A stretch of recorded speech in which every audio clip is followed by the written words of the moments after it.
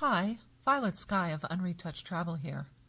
I wanted to share one of the coolest things I've ever done, tracking cheetah in South Africa's Mountain Zebra National Park. Mountain Zebra is one of the smaller South African national parks. It was founded in 1937 to conserve endangered Cape Mountain zebra and has expanded through the years to its present size. From the original donations of 6 and 11 zebra, the present population has expanded to 350 animals. The park also manages other animal populations, including predators like lions and cheetahs. Because it is a smaller game park, the daily entrance fees are lower than for a marquee park like Kruger. The somewhat annoying part, from the perspective of an international traveler, is that the foreign entrance fee is 4 times as high as the rate for South Africans. South Africans will try to claim that the crazy high pricing discrepancy is justified because South Africans support the parks through their taxes, but this argument doesn't really hold water. More than 80% of the Sandpark's budget is supplied by operating concessions, meaning that the parks are primarily self-funded on the backs of international travelers. At current exchange rates, the 192 Rand daily adult entrance fee comes to roughly $16.25 US. When you compare this to U.S. national park entrance fees, it's relatively high, since the U.S. charges by the car, not by the person. But the entrance certainly isn't high enough to skip visiting the park. If you stay one night in the park, you pay for only 1 day of admission, but you get 2 days in the park. And since the cheetah tracking walk starts at 7:30 in the morning, you probably will want to stay in the park. Depending on the number of people you have in your party, a family unit starts at a little over $100 a night for 2 people, and each additional person is another $22 a night. Our safari wound up leaving late because there is only one safari vehicle in the park, and the sunrise drive went long due to lion sightings. Mr. Sky and I were joined by our daughter on this trip, so in addition to the 3 of us, there was a tracker named Mpachi, a name I had to make him repeat 3 times before I could say it correctly, a driver/gunman named Andrew, a name I could immediately pronounce, and a young German couple who were back for their second cheetah safari. The previous day they had tried but failed to find a female cheetah who apparently liked to hang out in the mountains. On the day we went, we were instead tracking a male cheetah who thankfully had a lowland territory in a valley. The 7 of us loaded up into the safari vehicle at about 8 a.m. and headed out. Our first stop was the place where the lions had been hanging out at sunrise, but they had moved on, so we didn't see them.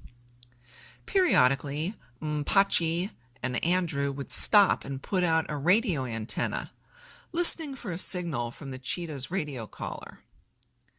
The radio technology seems like cheating, but it's not as helpful as you might think.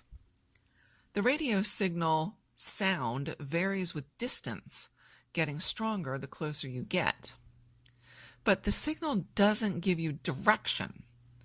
You could literally walk in a circle around the cheetah and still not find it. It seems like there is some art to pinpointing where the cheetah actually is.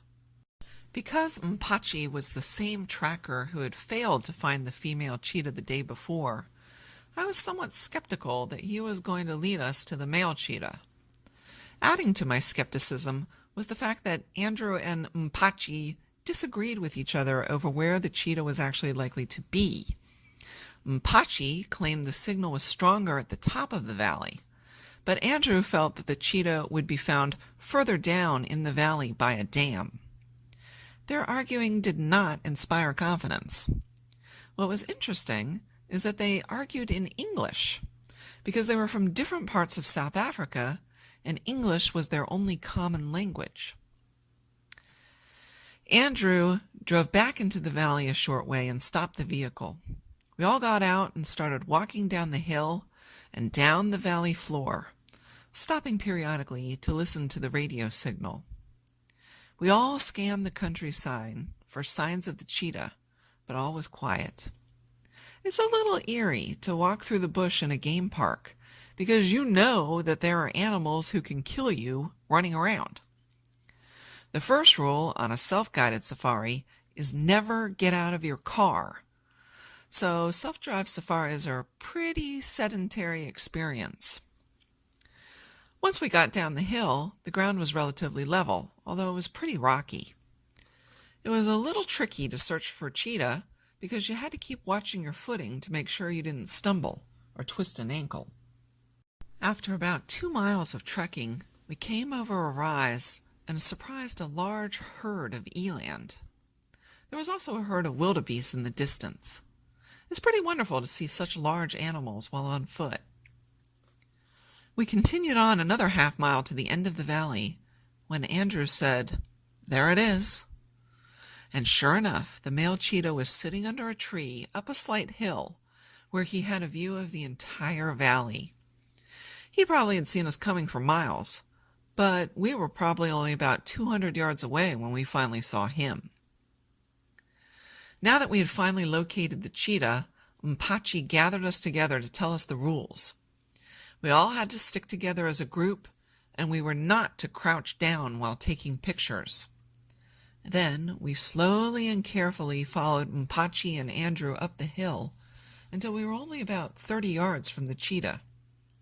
The cheetah paid little attention to us.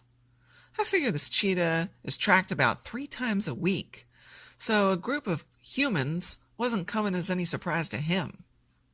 We were too big and too many people to represent a potential dinner, and the cheetah knew that we weren't going to do anything except look at him and take pictures. Male cheetahs weigh roughly 130 pounds, or about half as much as a lioness and about a third as much as a male lion. We never would have approached a lion so closely on foot, but cheetahs are the smallest of the big cats. Even though they are the world's fastest land mammals, at least for short distances, they succeed on only about a third of their hunts. Lions do better, landing their prey about half the time, and lions are also big enough to drive cheetahs off their kill. So the cheetahs have it relatively tough for a predator. We spend several minutes watching the cheetah laze under a tree, taking pictures, and then we move slightly from standing directly in front of the cheetah to standing off to the side. Once everyone had their fill of watching and picture taking, we slowly backed away and headed back toward our vehicle 2.5 miles away. All told, we tromped through the bush for about 5 miles there and back. Once back in the safari vehicle, we made our way back to camp, stopping along the way to look at a blue crane and some grazers. I kept my eyes out for the lions, but they were nowhere to be seen. At the end of the safari, I thanked Mr. Sky for booking us on the cheetah tracking tour. It truly was one of the most interesting experiences I've ever had. We returned to the camp at about 12:30, so the safari took about 4.5 hours. Since we'd just walked 5 miles, we were pretty hungry, so we stopped in the camp's restaurant for lunch before heading out in our rental car to spot more animals. The bottom line is that the cheetah tracking tour is a relatively low-cost way to get out of your car and into the bush. The prize at the end is being able to stand in front of a wild cheetah. If going to a private game reserve is not in your plans or budget, this is a great way to get a personal interaction with wildlife. It's the second coolest thing I've ever done in my life, just after swimming in Vieques' bioluminescent bay at night. So if you have the chance, I would highly recommend taking the cheetah tracking tour at South Africa's Mountain Zebra National Park. Thanks for watching. If you like this video, please leave it a thumbs up, and please consider subscribing if you want to see more unretouched travel videos.